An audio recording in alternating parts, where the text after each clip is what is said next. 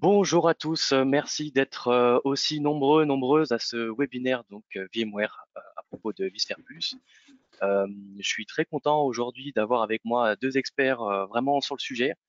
Donc Stéphane Croix qui est Lead Solution Engineer chez VMware et Marie-Thérèse Massoya qui est spécialiste infrastructure chez nous, chez Bechley Comsoft. Euh, donc ce webinaire, il va durer 1 heure jusqu'à midi. Donc vous aurez l'occasion de poser des questions à la fin. Vous pouvez donc nous écrire dans les questions à tout moment. On récupère les questions, donc il n'y a pas de souci avec ça. Vous allez recevoir aussi le replay et la présentation PDF. Donc pas besoin de prendre des notes. Donc on reste disponible avec Marie-Thérèse et Stéphane pour répondre à vos questions. Si vous n'entendez pas très bien, si vous ne voyez pas les slides, pareil, écrivez-le dans le chat ou dans l'onglet questions. Et je vais laisser la main à Marie-Thérèse qui va vous introduire le sujet. Merci, bon webinaire à tous et je reste disponible. Merci. Merci Alexis pour cette introduction. Et bonjour à tous. J'espère que vous allez bien. Nous sommes ravis de vous recevoir aujourd'hui pour ce webinaire. J'ai le plaisir de l'animer avec Stéphane de chez VMware. Donc, pour commencer, je vais commencer par me présenter. Donc, Marie-Thérèse, je suis celle spécialiste infrastructure et virtualisation chez VMware, donc pour les solutions, enfin chez Bechley Comsoft pour les solutions VMware. Donc, j'ai une double casquette au niveau de mon rôle, donc un rôle de commercial vraiment transverse et aussi avant-vente. Donc, je suis vraiment là pour aider nos équipes commerciales sur les sujets VMware de nos clients et aussi accompagner et conseiller nos clients sur leurs solutions, en fait, pour le choix de leurs solutions des technologies VMware, à même de répondre à leurs besoins. Et j'évolue donc dans l'IT depuis déjà 9 ans. Et voilà, donc Stéphane, je te laisse te présenter. Et je vais me présenter rapidement. Donc, merci Marie. Donc, Stéphane Croix. Donc, moi, je suis dans l'équipe avant-vente chez VMware. Donc, ça fait 17 ans que je suis chez VMware. Donc, très longtemps à l'échelle de VMware, puisque VMware a fêté cette année ses 25 ans. Et donc, moi, je suis en charge plus spécifiquement dans l'équipe avant-vente de la relation avec les partenaires. Mon travail, c'est effectivement de faire en sorte que les partenaires puissent faire des webinaires, des beaux webinaires comme ça, et vous présenter nos solutions sur cette solution qu'on va présenter autour de vSphere Plus aujourd'hui. Ok, super. Stéphane, alors est-ce qu'on voit bien le diaporama? Non, faut que tu bascules. Oui. Alors, c'est parfait. donc là, c'est parfait. Alors, du coup, on va commencer par l'agenda, voir un petit peu la feuille de route de ce webinaire. Donc tout d'abord, on va faire un point sur l'évolution de VMware, vraiment un tour d'horizon sur ces 20 dernières années, et aussi le monde de l'IT. On va aussi voir, on va rentrer dans le vif du sujet avec la présentation de vSphere Plus, donc qui vise en tout cas à moderniser votre environnement on-premise et qui offre beaucoup d'avantages, notamment augmenter votre productivité. On fera un point licensing, un point important donc sur le passage à la souscription. Ensuite, on fera une démonstration de la console cloud qui est sous format vidéo que Stéphane vous commentera aussi. Et pour rentrer vraiment pour pouvoir se projeter, on va vous présenter quelques cas clients, donc des cas d'usage, et on parlera un petit peu aussi de Bechley Comsoft et des partenariats qu'on peut avoir avec d'autres éditeurs. Alors, donc, comme vous le savez, VMware, c'est vraiment le leader de la virtualisation, l'un des pionniers, donc, qui offre vraiment à ses clients un nouveau niveau de flexibilité, en tout cas des environnements informatiques. Donc, à ce moment-là, on était vraiment dans un monde de virtualisation des serveurs. Ensuite, on est passé donc dans un monde d'automatisation vraiment de l'ensemble du data center, donc la virtualisation du réseau, mais aussi du stockage. Et en tout cas, VMware a donné la possibilité d'offrir en fait tous les avantages du cloud dans votre environnement on-premise. Et ensuite, là, récemment, donc on est vraiment dans un monde de multi-cloud avec toutes ces applications, les modernisations des applications. Alors, au niveau de l'IT, l'évolution a suivi un petit peu l'évolution ça fait écho en tout cas à l'évolution de VMware. Donc ici, pour moi, il y a deux chiffres à retenir. C'est que 59% des entreprises vont vraiment se concentrer, vont faire les efforts nécessaires en fait, en partie sur l'amélioration de leur efficacité opérationnelle. Et ensuite, 60%, on estime en tout cas que 60% des entreprises d'ici 2025 auront un nombre d'entreprises, enfin en tout cas, 90% des entreprises iront vers des applications conteneurisées. Voilà, donc ça c'est ce qu'on estime d'ici à 2026. Donc et justement, une première question, Alexis, je te laisse la main pour un petit point Yes. sondage aussi. Alors, je vais vous lancer un petit sondage. Je vais vous lancer un petit sondage. Ça va apparaître à l'écran. Vous pouvez répondre directement. Je lance. Avez-vous un projet de conteneur en cours ou à venir? Voilà, c'est bien de savoir un petit peu où vous en êtes. Oui, sous 6 mois, sous 12 mois, plutôt en 2025. Non, peut-être que vous êtes déjà des conteneurs. Non, c'était pas prévu. Et l'idée, ce qui est intéressant, c'est qu'on partage les résultats. Comme ça, vous voyez un petit peu comment vous suivez par rapport aux autres. Et je laisserai Marie-Thérèse et Stéphane commenter. Ça répond très vite. Je vois que vous êtes déjà plus de la moitié à avoir répondu. C'est top. Je laisse encore quelques secondes pour les derniers retardataires. Et puis comme ça, on partagera les réponses. Allez, 5 secondes.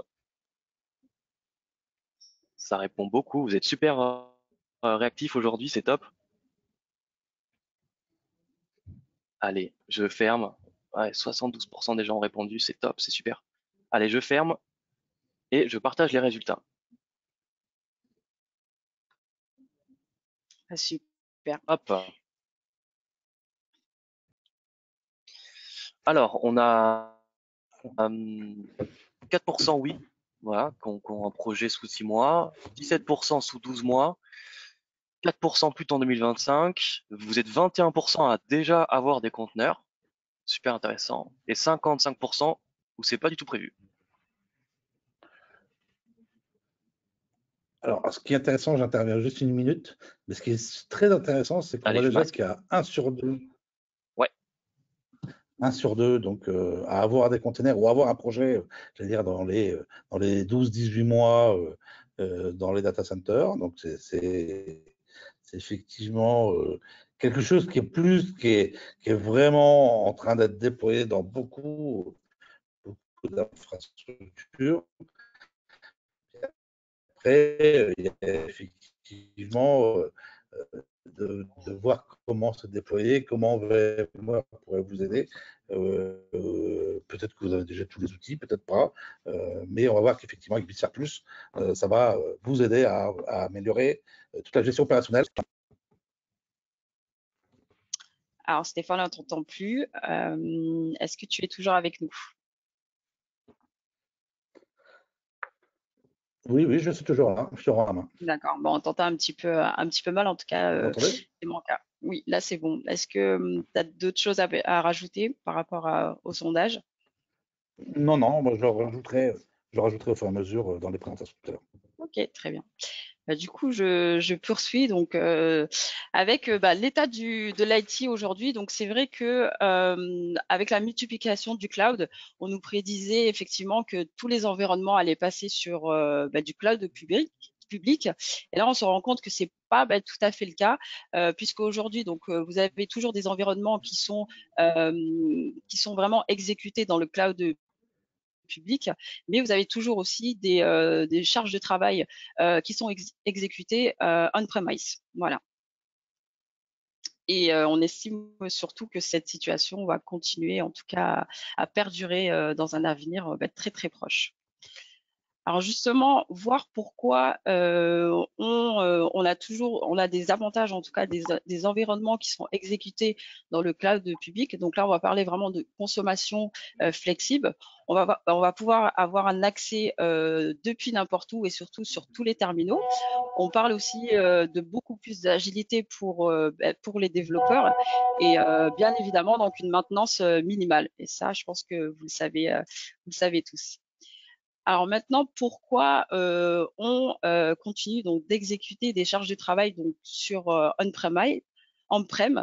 Donc, tout simplement, donc pour la souveraineté des données, ce qui est important, la sécurité et la protection des données.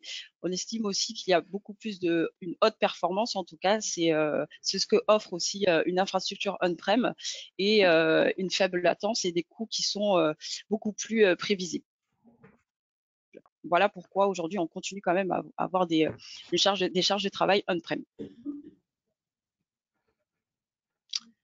Alors, je passe la main à Stéphane qui va rentrer dans le vif du sujet, donc avec la présentation de vSphere+, la solution vSphere+. Stéphane? Alors, merci Marie. Alors, effectivement, oui, vous m'entendez? On t'entend très bien. On t'entend très bien. D'accord. Donc, alors effectivement, je vais vous présenter VMware vSphere+. Alors, peut-être que certains en ont entendu parler et d'autres pas encore. L'idée de vSphere+, pour aller très rapidement en introduction, c'est de vous permettre de bénéficier des avantages que l'on retrouve dans un cloud public dans votre data center, dans votre cloud privé. D'accord? À travers trois types de services.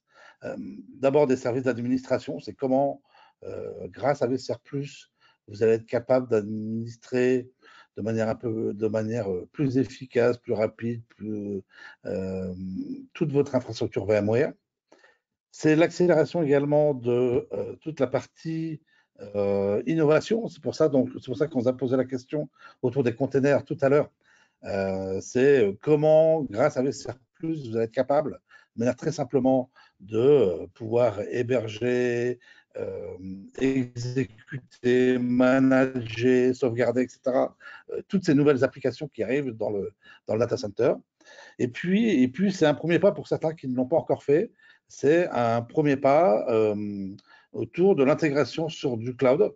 Et c'est d'être prêt, si demain, vous n'avez pas encore d'autres opérateurs que vos data centers, d'être prêt pour demain, pour aller consommer des services de type cloud et des services de type cloud public. Donc voilà, donc ça c'est effectivement en résumé, et on va rentrer dans le détail dans les slides suivants sur ces 3 points-là. Alors le premier point, alors c'est effectivement le sondage. Sondage quand même. Ouais. Je te laisse, Alexis, Allez, c'est parti. Reprendre la main sur une petite question encore. Ouais. Allez, quel type de stockage utilisez-vous? Est-ce que c'est plutôt du NAS, du SAN, du software avec l'hyperconvergence ou autre? Pareil, on partagera les réponses avec tout le monde, comme ça on peut voir un peu comment, voilà, savoir un peu ce que vous utilisez. Super, vous réagissez super vite aujourd'hui, hein. Là, vous êtes prêts, déjà 60% à avoir répondu. 61, on va laisser quelques secondes, j'aurais même pas besoin de plus de temps. 66. Je laisse encore 5 secondes, 70%. Ça répond très très vite, c'est top. Allez, 2 secondes et je vous partage les résultats et je laisse Marie-Thérèse et Stéphane les commenter.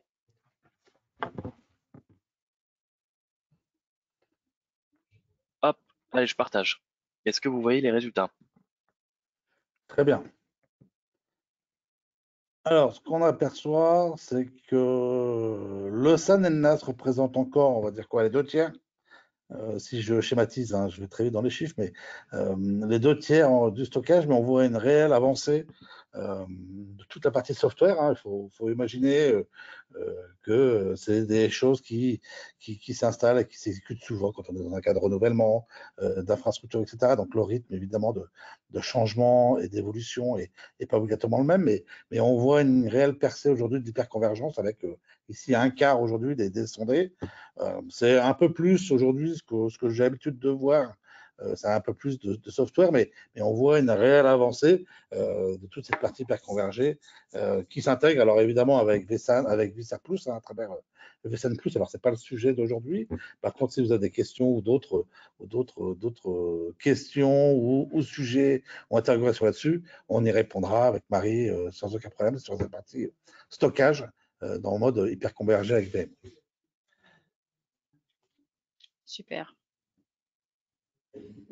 Alors, vSphere+, tout d'abord, vSphere+, on ne parle pas de zéro, on parle d'un existant. C'est-à-dire qu'un existant, c'est tous vos investissements que vous avez réalisés ces dernières années sur VMware. Donc, on va retrouver quoi? Vous allez retrouver évidemment vos ESX, vous allez retrouver votre ou vos vCenter et sur lequel vous allez exécuter des applications. Alors, des applications alors, traditionnelles, donc on parle de VM. Applications modernes, on parlera plus facilement de containers dedans. Peut-être que vous faites des applications en temps réel, des charges de travail de type VDI, etc. C'est toutes vos applications et ça que vous avez dans vos data centers et que vous maîtrisez parfaitement. L'apport que va faire vSphere+ sur ce data center, c'est qu'on va venir, sans modifier quoi que ce soit dans le slide suivant, sans modifier quoi que ce soit dans le data center, on va venir interconnecter votre data center existant, votre existant, avec ce qu'on appelle une cloud console. Et cette cloud console, c'est une console en mode SaaS qui va vous permettre de bénéficier de différents services dont on a parlé tout à l'heure, en termes d'administration, en termes d'exécution et de monitoring des nouvelles applications, etc. Alors, juste si on peut juste présenter le slide suivant, s'il vous plaît. Bien sûr. Voilà, donc c'est cette console cloud voilà, qu'on va venir interconnecter à vos data centers. Alors, il n'y a pas de modification de vos data centers, c'est-à-dire qu'il n'y a pas de je mets tout dans le cloud ou je mets en partie dans le cloud, non. C'est votre data center que vous allez avoir la capacité de piloter à travers cette cloud console avec différents services d'admin, de DevOps ou d'autres, on en parlera tout à l'heure. Cette console va apporter une gestion centralisée. Donc, vous avez la capacité, si vous avez plusieurs sites, plusieurs vCenter, je ne sais quoi, vous avez la capacité dans la cloud console d'avoir une visibilité unique de toutes vos infrastructures qui restent, elles, on-premise, qui restent, elles, dans vos data centers. C'est évidemment pour toutes les charges de travail, puisque vous avez la capacité, mais vous le savez déjà, d'exécuter de la VM, mais également du container ou d'autres applications. Et puis, ça reste en local, donc complètement maîtrisé avec l'ensemble des règles que vous êtes fixées dans votre data center. Slide suivant. Alors, on va rentrer un peu dans le détail. Voilà, sur les premiers services qui sont apportés à travers cette cloud console, donc une console en mode SaaS. Et la première chose, c'est qu'on va avoir une gestion de vos environnements. C'est-à-dire que c'est dans cette console, vous allez avoir la capacité de visualiser, monitorer, déployer, piloter toute votre infrastructure d'un lieu unique, d'une console unique, et ce que vous ayez 1, 2, 3, 5 data centers ou 1, 2, 3, 5 vCenter. Donc, on va avoir une gestion consolidée de vos environnements. On va apporter, la console cloud va également apporter des services d'automatisation en termes de maintenance. Dans la console cloud, vous avez un service qui va vous permettre de mettre à jour votre ou vos vCenter de manière complètement automatisée. C'est-à-dire que typiquement, vous allez recevoir une alerte en disant il y a une mise à jour de vCenter qui existe. Vous appuyez sur le bouton et automatiquement, à partir du moment où vous appuyez sur le bouton, vos vCenter vont se mettre à jour de manière automatique. Alors, avec des services qui vont pouvoir permettre effectivement de revenir en arrière en cas de problème, en cas de n'importe quoi, mais au moins vous allez être capable d'aller mettre à jour de manière automatique votre vCenter ou vos vCenter. Et puis l'inventaire global, c'est un peu ce que je disais tout à l'heure en termes de vue de gestion. Vous avez une seule console, une seule vue, que vous ayez un ou n vCenter, un ou n data center. Donc ça, c'est des services d'admin qui sont apportés, qui sont propres à la console cloud apportée avec vSphere+. Donc si on regarde effectivement un peu là, ici, en termes d'imprimé écran, c'est des interfaces que vous reconnaissez ou que vous avez déjà vues. Alors oui, il n'y a pas de révolution en termes d'interface. La seule révolution ici, c'est que vous avez ici un inventaire. Donc on est ici connecté à la console cloud. Et dans cette console cloud et dans l'onglet inventaire, vous avez l'état de vos data centers ou de vos vCenters qui sont managés par vous. Donc voilà, donc on va avoir cette capacité à avoir une gestion centralisée. Et puis c'est ce que je disais tout à l'heure en termes de cycle de vie des vCenter. Vous appuyez sur un bouton et automatiquement, on va être capable de mettre à jour le utilisateur, on estime à peu près à 5 minutes le temps de mettre à jour aujourd'hui un vCenter. Alors, on a parlé infrastructure des services d'admin. Autre innovation apportée dans vSphere+, c'est tout ce qui va être autour du DevOps. Le DevOps, c'est toutes les personnes, tous les services qui ont besoin d'intervenir dans le déploiement, dans le développement, le déploiement, la maintenance opérationnelle des applications. D'accord? Et en général, on parle des nouvelles applications, donc des applications de type container, qui sont souvent managées dans une plateforme Kubernetes. Je pense que c'est majoritairement ce que vous utilisez pour pouvoir créer cette plateforme et pour pouvoir la faire fonctionner de manière opérationnelle. Donc, quand on parle de service DevOps avec VMware, donc oui, on a la capacité d'exécuter du container sur vSphere, d'accord, à côté de la VM, mais à travers une marque qui s'appelle Tanzu, peut-être que vous en avez entendu parler. Et Tanzu, c'est une marque et on va vous apporter à travers Tanzu tout un tas de services qui vont vous permettre de déployer, de manager, de piloter, de sauvegarder, etc., toutes vos applications de type container. Et puis, on va pouvoir le faire à grande échelle, puisqu'on peut effectivement le faire dans vos data centers. Hein, c'est évidemment ce dont on parle depuis ce matin, mais peut-être que vous allez avoir le besoin ou la nécessité d'aller déployer du container chez des opérateurs tiers, chez des hyperscalers de type Amazon, Google, Oracle ou autres. Et effectivement, avec vSphere+, vous allez déjà être capable d'aller manager ces environnements qui ne sont pas dans votre data center. Donc, on va aller effectivement un peu plus loin que le simple data center, mais ici, la priorité et le premier point d'entrée, c'est votre data center. Donc, on a vu des services d'administration qui vont permettre d'accélérer et d'aider tout ce qui est la partie admin, et puis de proposer des services innovants à l'entreprise à travers ces nouvelles applications et ce DevOps. Slide suivant. Alors Stéphane, on t'entend plus du tout. Voilà. Je vais passer à la slide suivante donc, pour un petit point sondage. Alexis. Yes. Alors, c'est parti. Est-ce que vous êtes consommateur de cloud public? Pareil, on vous laisse quelques secondes pour répondre. Oui, non, c'est très simple. Et on va vous partager les résultats. Pareil. Je vois qu'il y en a qui ont déjà commencé à nous écrire des questions. C'est super. Je les prends toutes en compte et on essaiera d'y répondre à la fin du webinaire. Je vais vous envoyer aussi également un lien qui vous permettra de prendre rendez-vous directement avec Marie-Thérèse et Stéphane. C'est l'occasion en 30 minutes de discuter de la mise en place d'un lab, d'avoir des licences d'essai vSphere+, par exemple, ou discuter un peu plus loin POC, technique produit. Donc je vais vous l'envoyer dans le chat. Vous pourrez vous prendre rendez-vous ou prendre contact avec Marie-Thérèse et Stéphane en direct si ça vous intéresse. Allez, oh, vous avez répondu très vite. Pendant que je parlais, ouais, vous êtes plus de 73% à avoir répondu. Allez, je laisse encore 2 secondes pour les derniers retardataires et puis je vous partage les résultats et je laisse Stéphane et Marie-Thérèse répondre, faire un petit commentaire. Allez, c'est parti. Je ferme, je partage les résultats. Et ben, c'est ça sera super intéressant. Bon, 50-50, c'est l'équilibre parfait. Alors, c'est effectivement ce qu'on voit beaucoup, c'est-à-dire que les entreprises sont, alors ici c'est 50-50, alors après c'est plus, c'est moins, etc., mais consommatrices de cloud et de cloud public. Et alors, on pourrait même aller plus loin dans la question. Souvent, c'est la question d'avoir, est-ce que vous avez un opérateur de cloud public ou est-ce que vous avez plusieurs opérateurs de cloud public?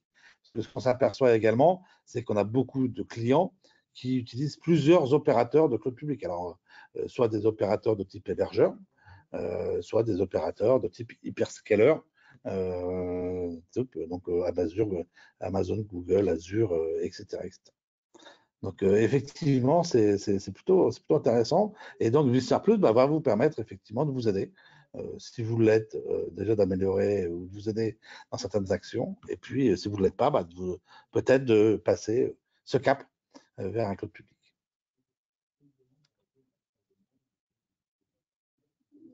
Voilà.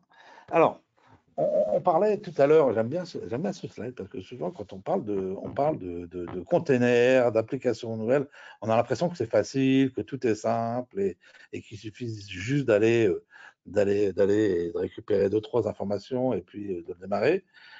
Ici, j'aime bien ce slide parce que ça vous affiche. Alors, c'est issu de la CNCF. Et la CNCF, c'est l'organisme comment dire, open source qui gère ici, entre autres, toute cette partie autour des containers. Et ici, vous avez pour les différents services de containers la photo de tout ce qui peut exister en open source, à peu près tout ce qui peut exister en open source pour faire de containers. Et on voit quand on démarre, on voyait que tout à l'heure, il y avait une partie qui avait déjà démarré, mais une grosse partie qui n'avait pas encore démarré à faire du container. C'est souvent de se poser la question, par où on commence, quoi. Comment on Alors, on fait t'entend Ah mal, bon? Stéphane. Hein. Non, On vous t'entend m'entendez mal? pas du tout. Ah, vous m'entendez là, hein? Alors là, on t'entend. Tu peux redémarrer, ouais. Oui, je Là, c'est disais, très bien. excusez-moi. Je disais que effectivement, souvent quand on démarre et quand on commence du conteneur, la question est de savoir par où on commence. Et ce slide-là autour de la CNCF, de la photo globale de tout ce qui existe, montre bien la difficulté de savoir de quel applicatif, par où je commence, etc. Et on l'a vu tout à l'heure dans le sondage, c'est qu'il y avait encore une grosse majorité des personnes qui n'avaient pas encore basculé, qui prévoyaient soit de basculer ou qui n'avaient pas encore déployé ou qui n'avaient pas encore de projet. Et donc, Visserplus va vous permettre d'apporter, c'est le slide suivant, Visserplus va vous permettre d'apporter effectivement différents outils pour bien démarrer vos conteneurs. Si je peux juste avoir le slide suivant, Marie. Yes. Là, c'est une question sondage. On va faire un petit sondage Ah, c'est le sondage. Encore un avant sondage. le. Yes. Ah, parfait. Allez, c'est le dernier sondage. Dernier sondage. Et après, promis, vous êtes tranquille. Est-ce que vous avez mis en place un plan de reprise d'activité PERA? Oui, non, pas intéressé, non, mais à prévoir. Parce que c'est vrai que ça varie vraiment selon les types d'entreprises, le secteur d'activité, la degré de maturité en matière de cybersécurité. Vous répondez super vite. J'ai même pas le temps de finir la phrase que vous êtes déjà plus de 60% avoir répondu, c'est top. Je laisse encore quelques secondes et pareil, on va vous partager les résultats. Ce qui est très drôle, c'est qu'il n'y en a aucun pour l'instant qui est pas intéressé. C'est-à-dire que vous êtes tous dans un coin de la tête ce projet. Allez, je ferme et je vous partage le résultat. 1 sur 2. Est-ce que vous voyez bien les résultats? Oui. Donc 1 sur 2, Super. c'est déjà bien. C'est déjà bien d'avoir, je dirais 60% bravo, qui ont déjà un plan de reprise d'activité. C'est déjà beaucoup, parce que souvent, effectivement, je rencontre des entreprises qui ont on les connaît tous, la difficulté de mettre un plan de reprise d'activité. C'est long, c'est coûteux, c'est difficile à maintenir, etc. etc. Et puis 40%, non à prévoir, évidemment pas de 0%, parce que j'imagine bien qu'on a tous besoin de se protéger. Alors effectivement, on se protège dans le plan de reprise d'activité avec, en cas de crash, en cas de ça brûle, ça coupe, le réseau coupe, etc. etc. Il y a plein de raisons pour le basculer. Et puis les nouvelles attaques, et puis les attaques autour du ransomware. Donc c'est non seulement d'être capable de basculer, mais être également capable de redémarrer dans un environnement le plus simple possible. Alors, je dirais pas ça à 100%, je ne m'avancerai pas, mais du moins être le plus simple possible. Donc, on va voir effectivement, ça fait partie des services add-on apportés par la console. Donc, je reviens sur la partie container et application. Déployer du container, c'est bien. Être capable de manager du container, c'est bien et c'est même mieux.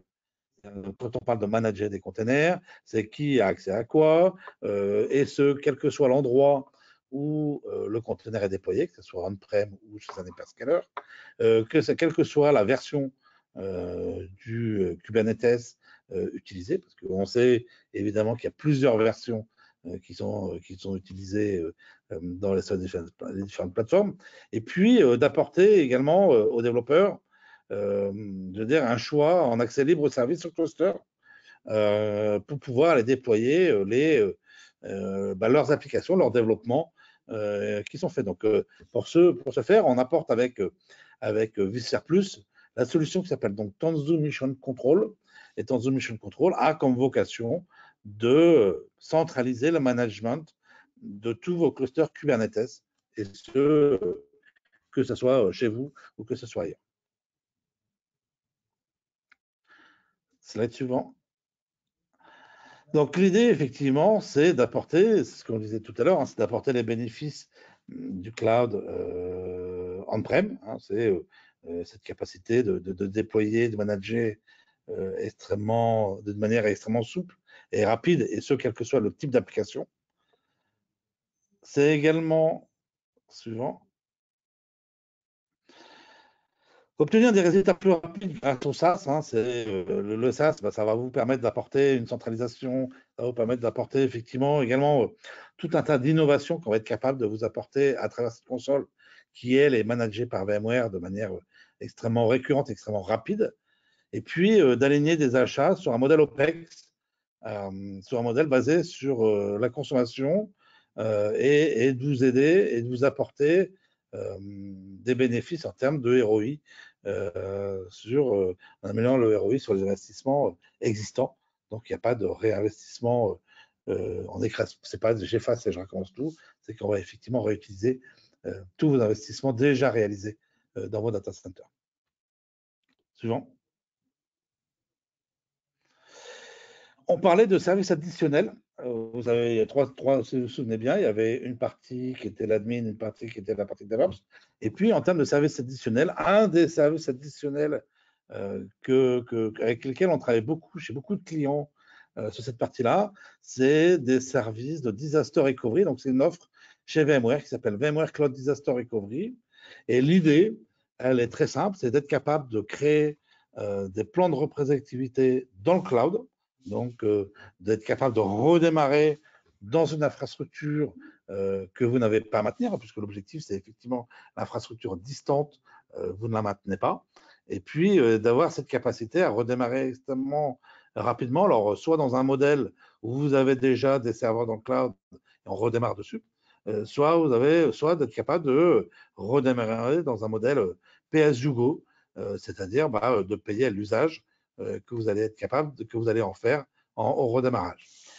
Dans ce plan de reprise d'activité et dans ce qu'on appelle VMware Cloud Disaster Recovery chez VMware, on va apporter également non seulement la réplication, la copie effectivement de toutes vos VM ou toutes vos applications, la capacité à redémarrer cette infrastructure-là, mais également un service de vérification de ransomware, c'est ce que je disais tout à l'heure, cette capacité à vérifier que le redémarrage va se faire de manière propre et de ne pas redémarrer sur des infrastructures ou sur des données qui pourraient être infectées en cas d'attaque ransomware.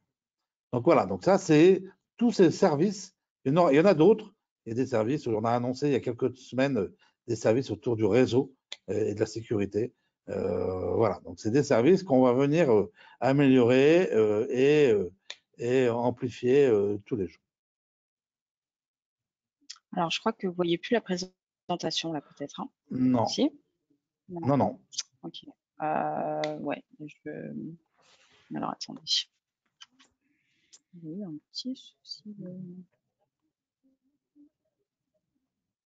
Pendant que Marie-Thérèse remet la présentation, n'hésitez pas, je vois que vous l'avez déjà fait, à prendre rendez-vous. Vous êtes déjà 2-3 à l'avoir fait, donc n'hésitez pas.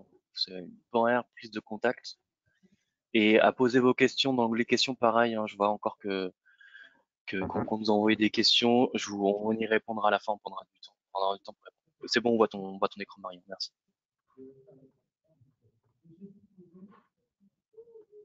Alors, on en était. Hop. On était là. Hop. Stéphane, tu avais des choses à Alors voilà. rajouter sur celle-ci? On passe. Non, on était sur voilà, on était sur du surplus, sur des voilà. Donc, non, mais ça on l'a déjà fait. On peut passer au suivant. Donc pour résumer, un surplus, 3 services, des services d'administration, d'être capable d'aller manager, piloter extrêmement de plusieurs vCenters, parce que je sais que c'est dans une question pour l'avoir lu, oui, plusieurs vCenters distincts et d'avoir cette capacité à centraliser dans une seule console tous les services d'admin. Et puis cette console, comme je disais tout à l'heure, c'est du mode SaaS, donc VMware va pouvoir la mettre à jour et la mettre à jour de manière régulière pour pouvoir apporter de nouveaux services.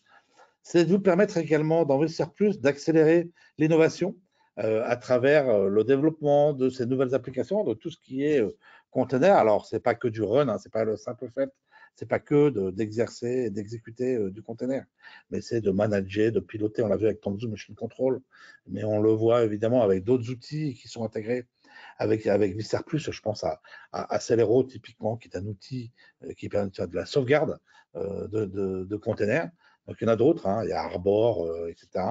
C'est toute une caisse à outils pour vous permettre de manager, de piloter en production vos conteneurs. Et puis c'est la transformation de votre infrastructure on-premise et de commencer effectivement une intégration dans le cloud à travers différents services, hein, ces services cloud, et puis peut-être d'autres services de disaster recovery, comme j'en parlais tout à l'heure, ou d'autres services autour du réseau de la sécurité que l'on a annoncé à Las Vegas au mois fin août dernier. Pardon. Donc voilà, donc ça c'est effectivement tous ces bénéfices qu'on va venir apporter, avec Visser Plus et alors suivant. On t'entendait plus, Stéphane. Ah non, parce que je disais suivant. Alors, Moi, je qu'est-ce l'entends qui très change dans bien. Visser Plus? Alors, il y a 3 principaux changements dans le portefeuille de VMware. Alors, jusqu'à aujourd'hui, jusqu'à aujourd'hui, toutes vos licences sûrement que vous avez aujourd'hui dans votre data center, vous les avez achetées aux licences par CPU. Alors, il y a une limite hein, de corps, etc., mais c'est des licences à CPU. Le changement qu'on va venir faire avec Visser Plus, c'est que c'est un licensing par corps. Alors, c'est un licensing par corps, vous le connaissez peut-être chez d'autres éditeurs, hein, c'est un modèle aujourd'hui qui devient standard. Aujourd'hui, on va avoir des licensing qui sont, on va calculer le nombre de corps par CPU, et puis on fera un prix, ce sera un prix par corps. Donc, suivant que vous ayez 12, 24, 36, etc. de corps, le prix sera pas le même. L'abonnement, ça c'est le plus gros changement. C'est que vous avez jusqu'à aujourd'hui, quand vous achetez du vSphere, c'est ce qu'on appelle un mode perpétuel, c'est-à-dire que les licences sont à vous et vous achetez du support. On va le voir un peu après, dans le slide, je crois, juste après. Ici, on parle d'un mode abonnement, c'est-à-dire que vous allez vous abonner à Visser Plus, comme on pourrait s'abonner à n'importe quel autre service. Et dans cet abonnement, on va vous apporter donc Visser Plus, et dans Visser Plus, différents services qui seront inclus dans cet abonnement. On va le voir après dans un tableau récapitulatif pour que ça vous parle plus facilement. Et puis, on parlait tout à l'heure de ROI, de récupération de la base installée. L'idée, c'est évidemment de ne pas jeter vos investissements déjà réalisés. On a un programme qui s'appelle le SUP chez VMware, Software Update Programme.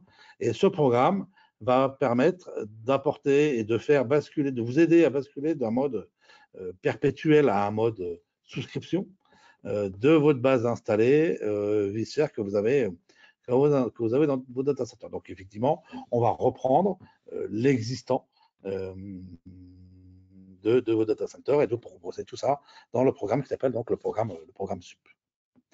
Alors, slide suivant.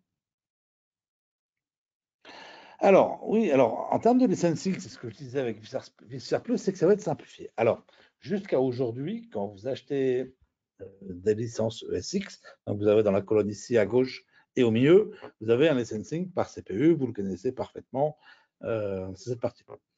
Et puis, potentiellement, vous avez peut-être besoin d'acheter un vCenter. Et donc, le vCenter, c'est pareil, c'est des licences à l'instant. C'est-à-dire que vous achetez autant de licences vCenter que de vCenter nécessaires. Vous avez besoin de vCenter de licence, 3, etc. Et puis, associé à vSphere et au vCenter, vous achetez du support annuel ou pluriannuel, hein, tout dépend de comment vous voulez faire, mais vous achetez du support licencié au CPU sur vSphere et sur vCenter.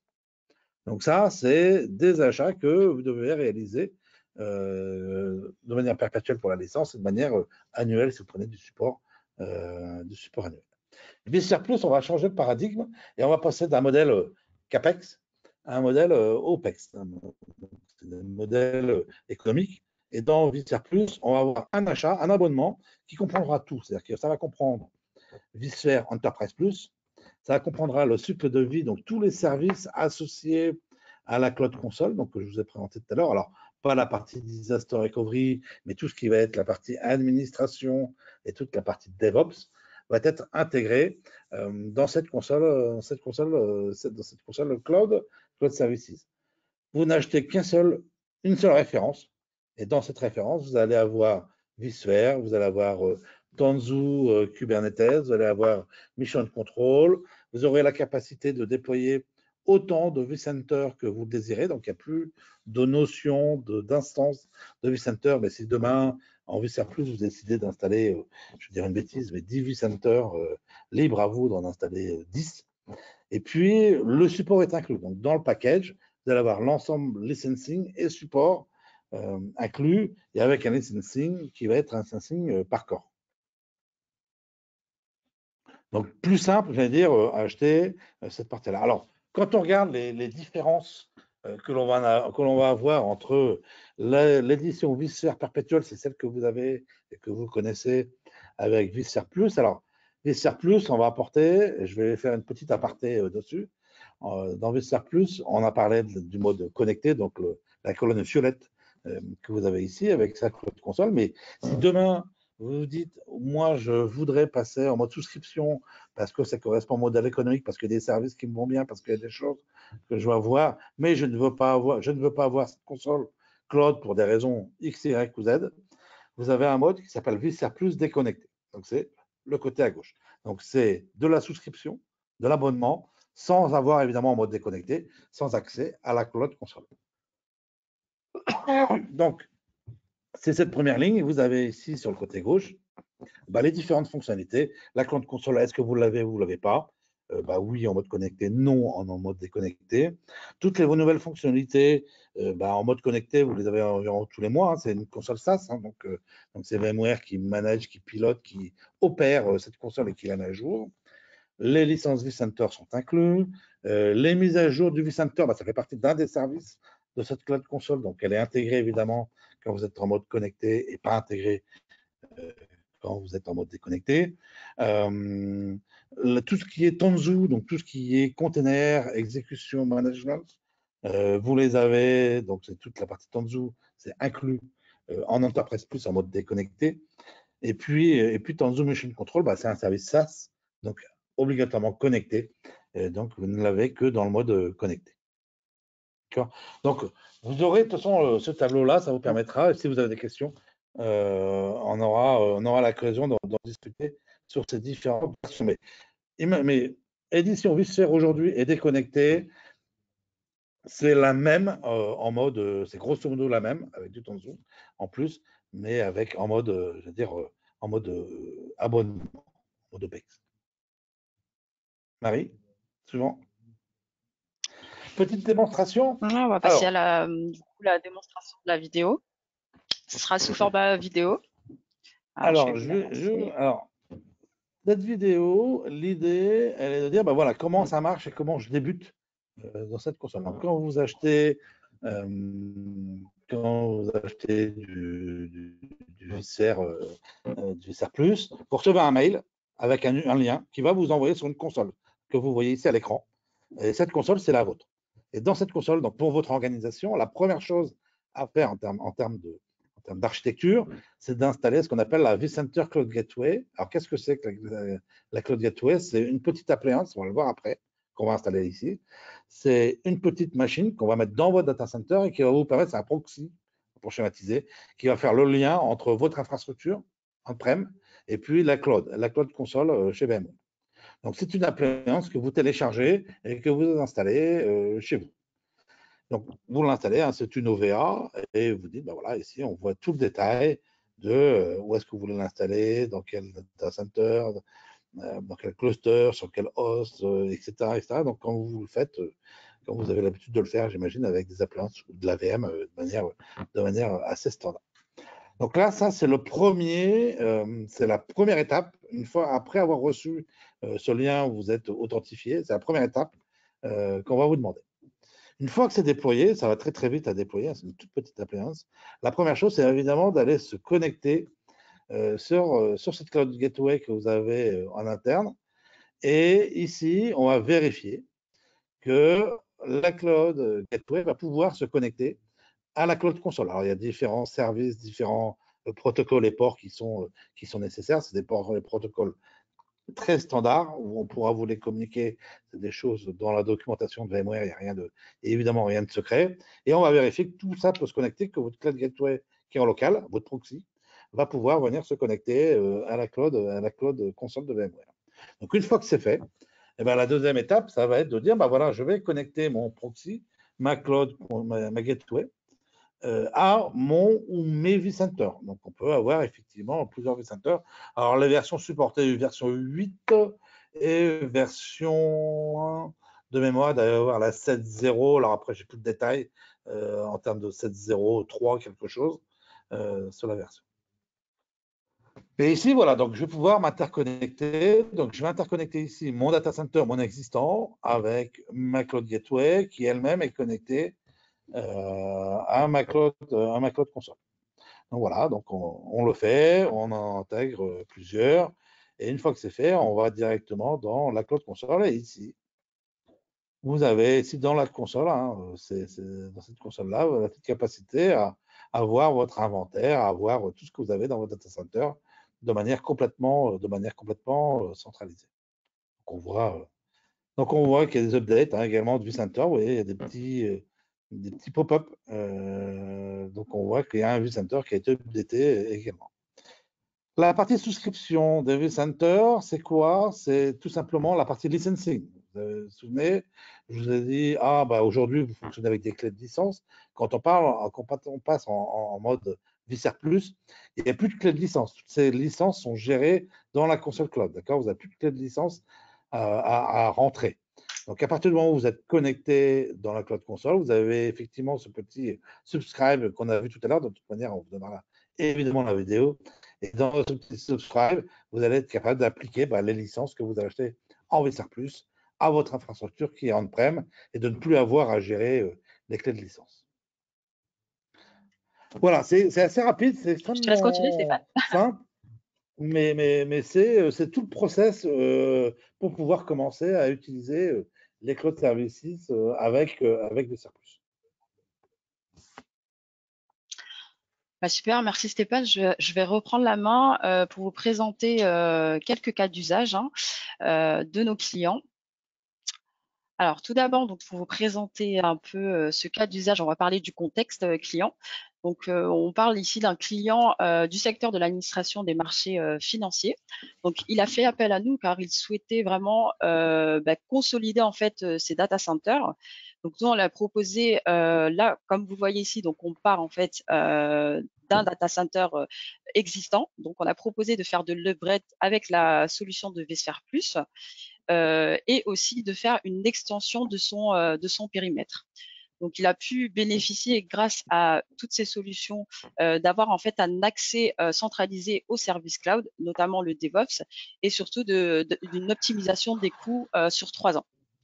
Donc, Stéphane, est-ce que tu vas rajouter des choses sur ce cas d'usage, notamment sur les solutions? Alors, sur les solutions, on voit souvent, effectivement, dans le passage à vSphere Plus, alors il y a effectivement toute la partie optimisation des coûts, OPEX, CAPEX, etc., mais également souvent des projets d'innovation, et ici, c'en est bien, autour de tout ce qui est DevOps, d'apporter tous les outils nécessaires, j'allais dire, à l'exécution en production, parce qu'on parle bien de production de containers, de ces nouvelles applications avec l'ensemble de l'outillage nécessaire. Et l'avantage, effectivement, dans vSphere Plus, c'est que c'est complètement intégré, et en licensing et en interface à la solution. Alors, un autre cas d'usage, donc là, on est dans un autre contexte, un client de l'industrie alimentaire qui souhaitait en fait vraiment bâtir en fait sa nouvelle infrastructure de cloud privé. Donc là, contrairement au premier cas, on part vraiment dans une nouvelle infrastructure. Donc, on lui a proposé donc la solution de vSphere Plus, donc de virtualiser ses serveurs et enfin aussi de pouvoir virtualiser son stockage avec le vSAN Plus. Donc les bénéfices qu'il a pu avoir, c'est vraiment une gestion centralisée et une automatisation de toutes les opérations informatiques, d'avoir vraiment une vue consolidée de son parc et surtout multi-zone. L'idée, c'était vraiment de pouvoir tout interconnecter. Une IT donc en mode as a service et enfin toujours une optimisation des coûts sur 3 années. Et enfin, donc le dernier cas d'usage, ici, donc on est sur un client qui est spécialisé dans la commercialisation et la fabrication cosmétique parapharmaceutique. Donc lui, son objectif, c'était vraiment d'avoir une infrastructure qui est beaucoup plus agile et surtout flexible. Donc on lui a proposé d'upgrade avec toujours la solution vSphere Plus, mais aussi on lui a apporté une couche de sécurité. Et Stéphane, je te laisse commenter peut-être le Nexus Distributed Firewall. Oui, merci Marie. Effectivement, tout à l'heure, j'ai parlé de services additionnels qui allaient arriver de plus en plus dans la console, et j'ai parlé d'un service qui s'appelle NSX, dont NSX Plus. Et ici, le client va utiliser certaines fonctionnalités de NSX qui va être la partie sécurité de NSX. Et donc, ici, le client va être capable, va vouloir et être capable d'apporter des firewalls, alors des micro-firewalls ou des macro-firewalls, peu importe, mais des firewalls directement dans les ESX, directement, j'allais dire, à l'arrière des VM. On pourrait imaginer même une VM, un firewall, si vraiment on voulait aller pousser le bouchon jusqu'au bout. Mais du moins, il va être capable d'apporter de la sécurité directement dans les flux qui sont encore même dans les serveurs ESX. D'accord? Donc, sans avoir à sortir ou sans avoir à passer sur des firewalls périmétriques, souvent, qui sont dans les data centers, et donc d'apporter de la souplesse et énormément de souplesse et de sécurité, là, directement, je veux dire, dans la VM. Et demain, si le client le désire et si la solution va continuer encore à évoluer, peut-être qu'il pourra manager effectivement toutes ces règles de firewall distribuées directement dans la console SaaS qui va à travers la cloud console.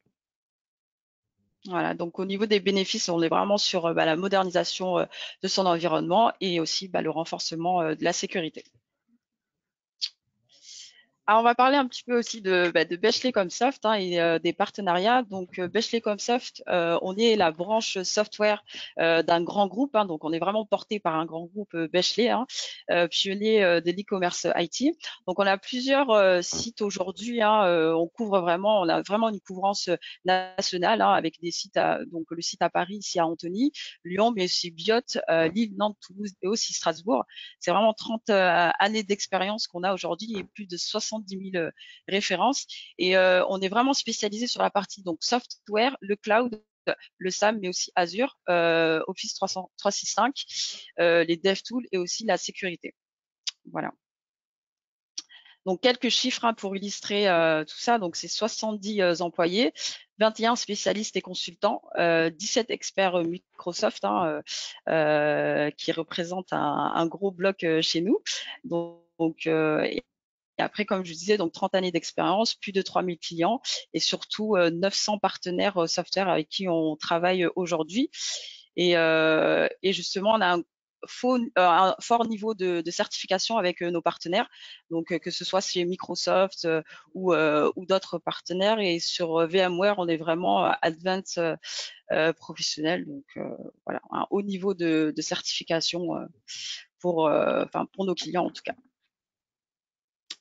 Et je laisse Alexis donc pour conclure ce webinaire. Oui, bon, bah, de toute façon, je vous l'ai dit plusieurs fois, si vous voulez prendre rendez-vous pour discuter, pour mettre en place voilà, des licences d'essai, des mots, pop, ce que vous voulez, et donc, voilà, vous voulez avancer sur des questions techniques, n'hésitez pas à remplir le formulaire que je vous ai mis dans le chat. On vous enverra le site PDF, on vous enverra la replay, il n'y a pas de souci. Il nous reste quelques minutes, il y a pas mal de questions, donc on ne pourra pas y répondre à toutes. On reviendra forcément vers vous avec une réponse hein, par mail, par téléphone. Donc ça, il n'y a pas de souci. On va en prendre quelques-unes. N'hésitez pas hein, à les écrire dans l'onglet questions, même si on n'y répond pas peut-être hein, forcément aujourd'hui. On reviendra vers vous très rapidement. Euh, allez, est-ce que la console cloud peut consolider plusieurs vCenter distincts et si oui, quelles versions sont Oui, supportées? Ça, c'est une question pour toi, Stéphane. oui, j'ai répondu en ligne, mais oui, plusieurs. C'est un des avantages, évidemment, c'est d'avoir plus, quand on a plusieurs vCenter, d'avoir une vue consolidée dans la console cloud. Oui, version 8 de vCenter et version 7.0.3 quelque chose. Alors, j'ai pas le détail de la version 0.3 minimum nécessaire dans le vCenter. Quelle différence pour les mises à jour vCenter ESX avec VxRails? Alors, dans VxRail, on va utiliser VMware Cloud Foundation. J'imagine que c'est ce qui est utilisé. Alors, j'ai pas le détail ici dans la question, mais on va pas utiliser le même système. C'est-à-dire que quand on est sur VMware Cloud Foundation, on va utiliser un autre outil dans VCF. Pardon, je schématise, mais on va utiliser un autre outil qui va permettre de faire le cycle de vie, de mettre à jour toute l'infrastructure, vCenter, ESX, etc. Là, c'est pas le cas.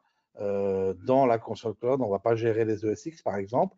On va juste gérer le cycle de vie que de vCenter.